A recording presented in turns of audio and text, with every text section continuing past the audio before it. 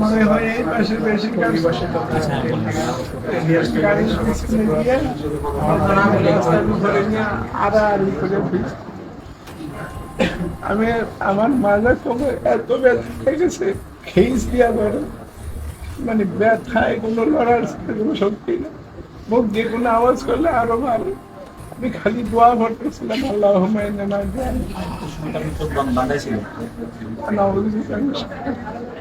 বাধা ছিল। এরপরে আমার রাস্তার উপরে নিয়ে দেখছি যে রাস্তার উপরে আমার নিয়ে এরপরে খেয়া, এরপরে গাড়ি আটকে যাওয়া করছে।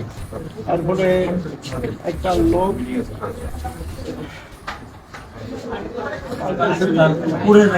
রাস্তার উপরে রাখিয়া গাড়ি আটকে তার জন্য রওনা দিয়ে চলে যেতে। একটা লোক অনুভব করলাম 40-45 হইতে পারে, বলার আওয়াজ একটু বয়স বয়সের বলায় 40-45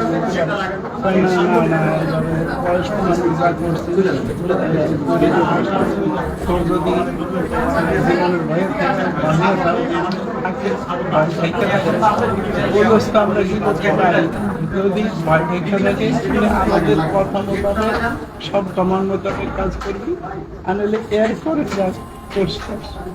এই কথা বলিয়া লোকটা কয় যে কোনো বোকাল একটু দয়া হয়েছিল, বয়স্ক মানুষ এই কথা কইছি, বয়স্ক মানুষ নিয়ে আমারে আনিয়া ওই ঘাসের উপরে রাস্তা থেকে সেভ করিয়া টানিয়ে এনে নিয়ে পালিয়া, এরপরে এই চোখের বান্ধা লইয়া কাপড়টা লইয়া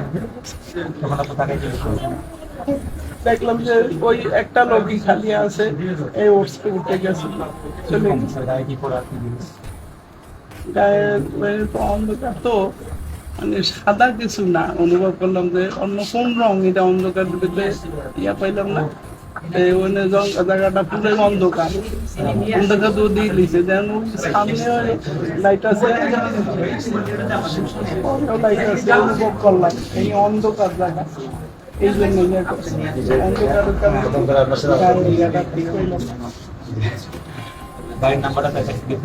না নাম্বার তো বলো, রংটা দেখছি তাও গাড়িটা তো বড়, নাম্বারটা তো ছোট জায়গা, এটা তো সামনে বা পিছনে না। ও শিকলটা কখনো ওই গাছের লাগে ইয়ে করে না, যখন ওই টানিয়ে কিনে আনছে তখন গিয়ে গিয়ে লাগে বাঁধতে দিয়েছে।